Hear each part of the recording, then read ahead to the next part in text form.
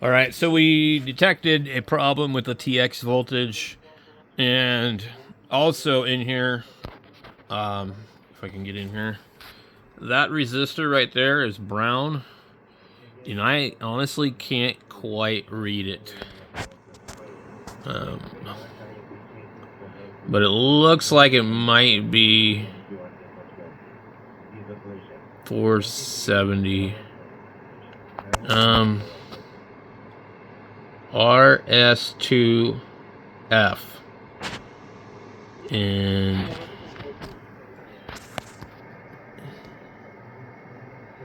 for something.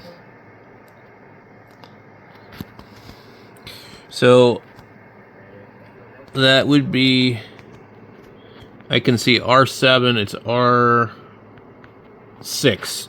So we need to look that up. Like I said, I don't have any of these caps. I have the only one I do have that could be used is one of the ones that's already been replaced. So there's a TX 12 volt line on here, and I believe that only keys up when there's an issue. You also see that looks a little brown on that resistor. I don't know if that's normal because you see the other ones look fine. So we need to figure out the schematic and see where R6 is hooked up, and maybe it'll give us a better idea. Boy, they jumped the prices back up on these. That one was 212 or 221. It's now 276. That one got down as low as 176. It's 259 again. Hey, here's that Striker radio that people used to buy all the time. I don't know how many watts these ones do, but they actually seem kind of cool to me. I don't know, why can't we not look at it like large? Click to see full view. Always hoping to zoom in on it.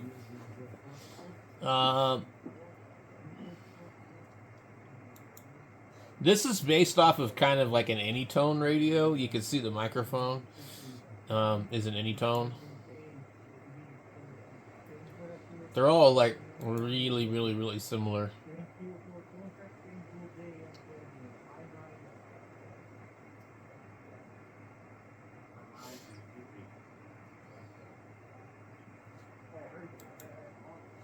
But this one's got like completely different microphone. 3 buttons on it. I swear I'm going to start collecting export radios, guys. So this one went back up in price and never went back down, and they had it like kind of on sale. It's interesting how Radioddity is able to sell these for cheaper. Where did that Striker radio go? I don't see it anymore. Okay. And these are kind of expensive for what they are, but 10 and 12 meters. Oh yeah, 45 watts. I forgot. Yeah, that's actually quite a bit. But anyway, here we go. Distracted again. So rectifier board here. R6. We need to figure out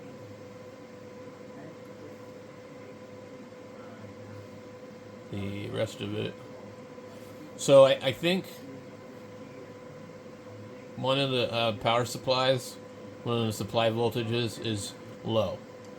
When I key up, I got 5 volts on that pin. So I think that's the problem, wherever that is stemming from. Let me see. What board is this? IF unit. It's kind of hard to find this stuff in these manuals sometimes, and I think I'm in the actual service manual. There's always a service manual and a regular manual, but with the older yaesus, a lot of stuff in the regular manual was very, very in-depth. And it would look just like this. That's the FM unit. So, where is it going to be? That's the APF unit. AF unit again.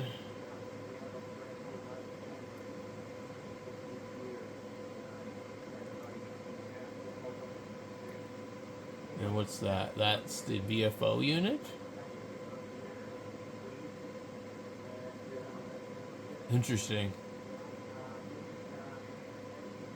So literally this is how the VFO works. You get these, they call it VCO 1. There's a variable capacitor with a coil across it. And 2 other capacitors, probably for temperature compensation. Oh, there's a bunch here too. Anyway, that's like probably the entire thing. And then you've got 3 transistors. 6 volts, ground. Oh, it's got, I thought it was like, that's a microphone? Clarifier. Anyway. Everything but what we need to see. Premix unit.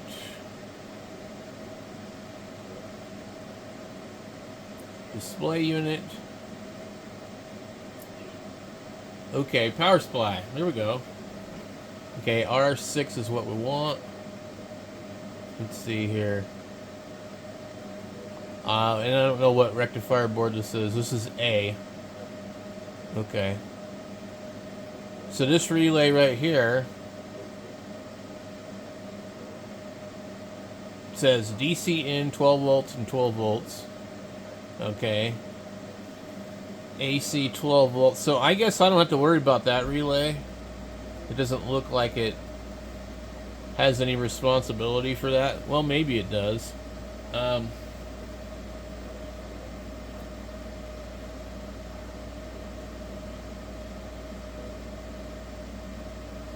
So maybe one of them would turn on or off the heater. I'll have to check that later on to see, because it does say heater.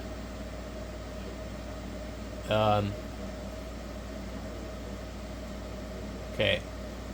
Let's read this. Power supply is designed to operate from multiple voltages. Let's see. When the transceiver is operated from 13.5, where did it come up with 13.5? 14 volts AC is delivered to the secondary winding and is rectified. Okay. 800 plus volts is supplied to the bridge controlled doubler located at the rectifier A unit. Okay. AC 190 volts is rectified by D1002, producing 210 volts for the screen grid supply of the power amplifier tubes. Okay. Where's the other rectifier? Why does it not discuss the other rectifier? This is the problem. I'm not seeing anything on rectifier B. There's an A and B board. Okay. There it is. Okay. So you should have AC 250 volts, 190 and 120, and then TX 12. And I'm not getting 12 out of that. I'm getting like 5. We have R.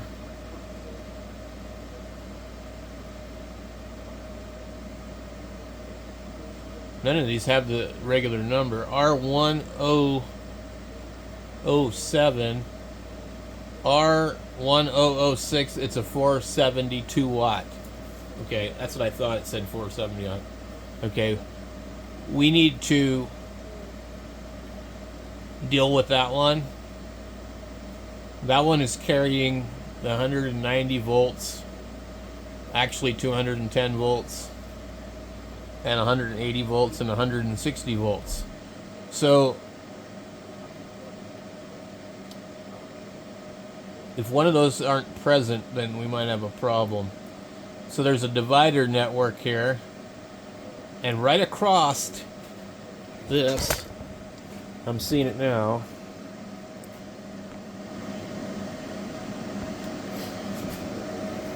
So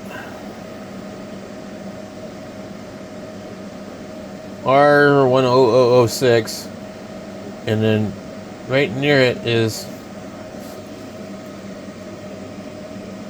a 22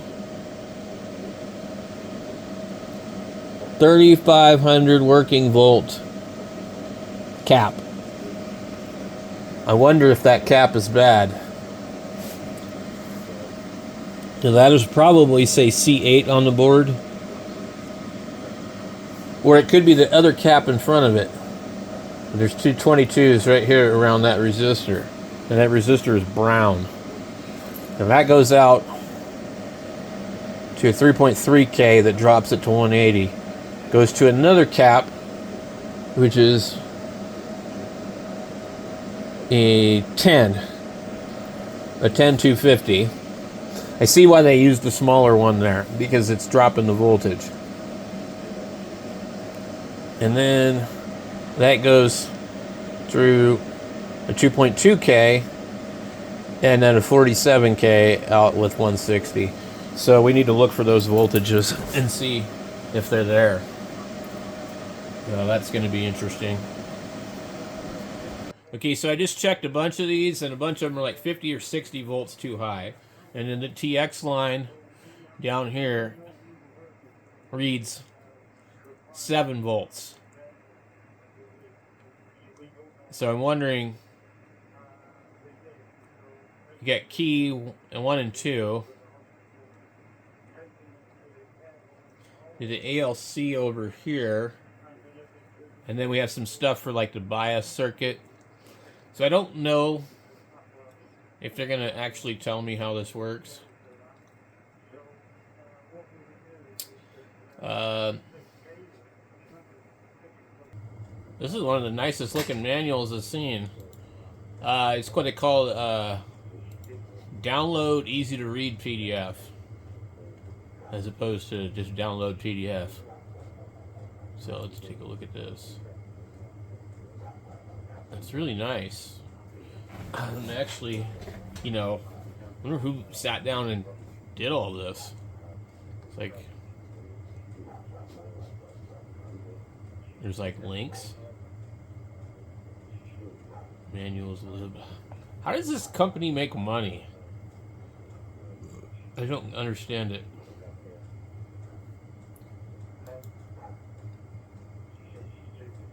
That's fucking crazy.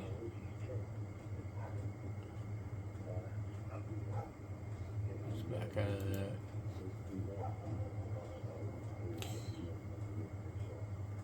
So I'm still trying to find the, would it be like circuit description, general description?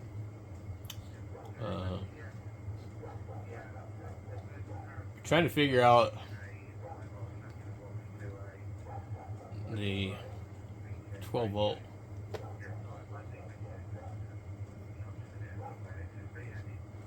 Technical notes. Signal tracing. TX block diagram. It might actually take me to it. Technical notes. No, I don't know. Doesn't look like it. Okay.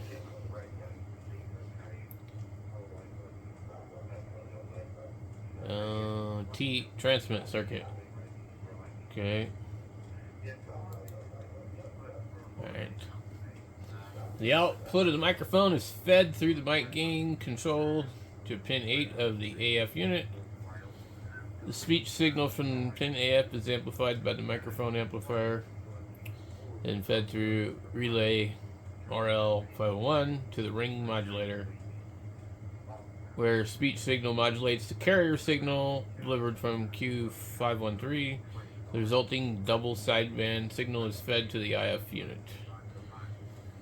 The 8.9875 double sideband signal is amplified by Q401 and passed through the sideband filter XF401 by diode switches D403 and D409, D405 and D407. Here, the signal is converted to a single sideband signal by removing the unwanted sideband. Okay. Signal is then fed to a buffer amplifier where the RF speech processor is off. When the RF speech processor is off, diode switches D411 and 412 feed the IF signal to the IF amplifier. When the RF speech processor is on, the SSB signal is amplified by buffer amplifier Q402 and further amplified by the limiter Q403, where signals then exceed the present clipping level are sliced out. The highly clipped SSB signal is amplified by the buffer amplifier. What I want to know, I don't want to know any of this. I want to know, when does it command like the 12 volt thing and this and that?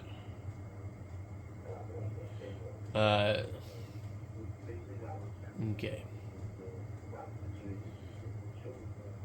The return of the grid circuit final amplifier tube is fed by Q406, which produces ALC voltage. This voltage is fed to the gate 1 of Q405,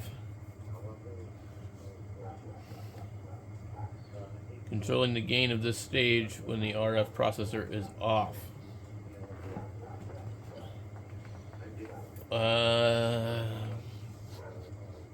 Drive unit.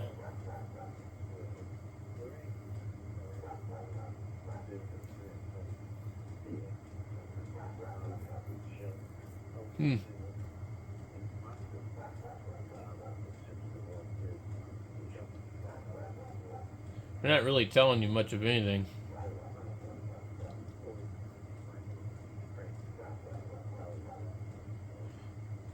And this looks like the same manual that I was looking at. Yep, there's your power supply right there.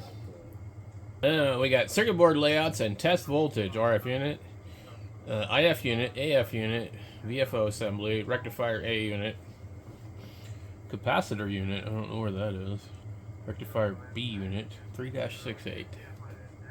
Okay. That's cool. Let's find that.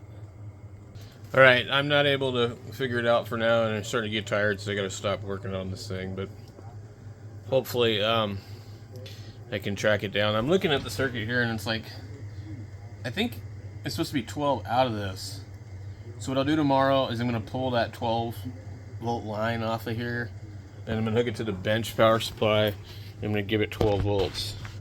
So it's right in here, and it says TX12. So I've not been able to figure out where it goes to, because there's a lot of wires right here, but somewhere up in here. So it's probably one of those. In fact, if I put like the meter on it, let me try this really quick actually. Put the meter on it really quick.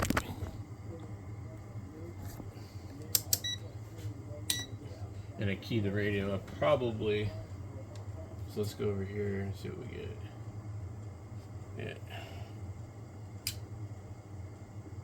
Yeah. 10 volts there. I'm hearing the relays click now. Not clicking. It's very...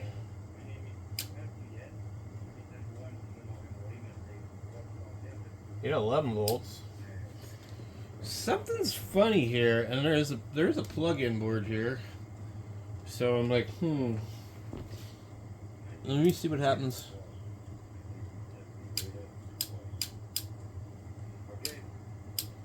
Just trying to see if we're putting out power.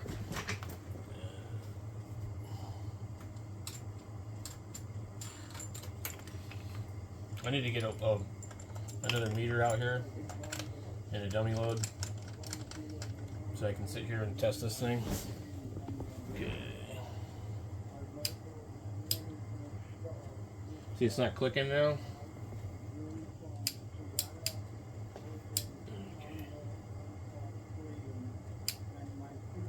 Yeah, it's 6 volts. So yeah, so there's some problem here. 6 volts.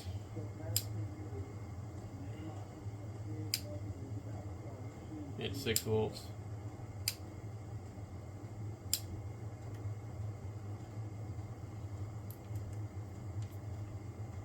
So this is like the TX line right here. And it's not getting enough voltage. Now the 12 volts and all that is normal on here. But there's something on that rectifier B board that puts out 12 volts. And the key 1 and 2 should have voltage on it. The key number 2 has 11.28 volts on it, which is kind of low. Let's try the other one.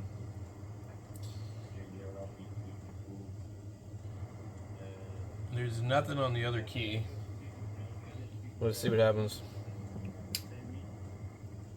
You get 7 volts on that.